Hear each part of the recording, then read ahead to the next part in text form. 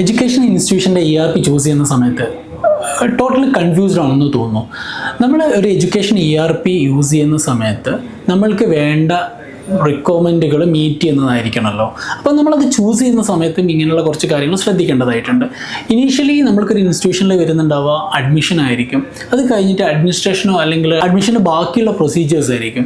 ഇങ്ങനെയുള്ള കാര്യങ്ങൾ ഡീൽ ചെയ്ത് ഫീസോ മറ്റു കാര്യങ്ങളൊക്കെ ഹാൻഡിൽ ചെയ്ത് സ്റ്റുഡൻസ് ഓൺ ബോർഡ് ആയി കഴിഞ്ഞ ശേഷം അവർക്ക് പോകുന്ന ക്ലാസ്സുകളും കണ്ടൻറ്റും എല്ലാം തന്നെ സ്മൂത്തായിട്ട് ഡെലിവർ ചെയ്ത് അവരുടെ എക്സാംസും ഇവാലുവേഷൻ ടെസ്റ്റുകളും എല്ലാം തന്നെ കണ്ടക്ട് ചെയ്തതിന് ശേഷം അതിൽ നിന്ന് റിപ്പോർട്ടുകൾ എടുത്ത് അവർക്ക് സർട്ടിഫിക്കറ്റും ലാസ്റ്റ് അതിൻ്റെ TCO മറ്റുള്ള കാര്യങ്ങളെല്ലാം തന്നെയും ഡെലിവർ ചെയ്യാൻ പറ്റുന്ന രൂപത്തിൽ ഇതിൻ്റെ ഒപ്പം ID കാർഡ് ജനറേഷൻ, മറ്റുള്ള സർട്ടിഫിക്കറ്റ്സ്, അതിൻ്റെ റിപ്പോർട്ടുകൾ, നമ്മൾക്ക് ഹയർ ഓഫീഷ്യലിലേക്ക് പ്രൊവൈഡ് ചെയ്യേണ്ട കുറേ സർട്ടിഫിക്കറ്റ്സ്, ഇതെല്ലാം തന്നെ ജനറേറ്റ് ചെയ്യാൻ പറ്റുന്ന സൊല്യൂഷൻ ആയിരിക്കണം ഒരു ഇൻസ്റ്റിറ്റ്യൂഷൻ്റെ ERP എന്ന് പറയുന്നത്. ഇതിന് പുറമെ ഈ ആപ്പിൽ തന്നെ ഇൻ്റഗ്രേറ്റ് ചെയ്തിട്ട് multiple type staff logins like principal, teachers, അതല്ലെങ്കിൽ accounts, drivers, student or parent, ഇങ്ങനെയുള്ള എല്ലാ തന്നെയും ഇൻ്റഗ്രേറ്റഡ് ആയിരിക്കണം.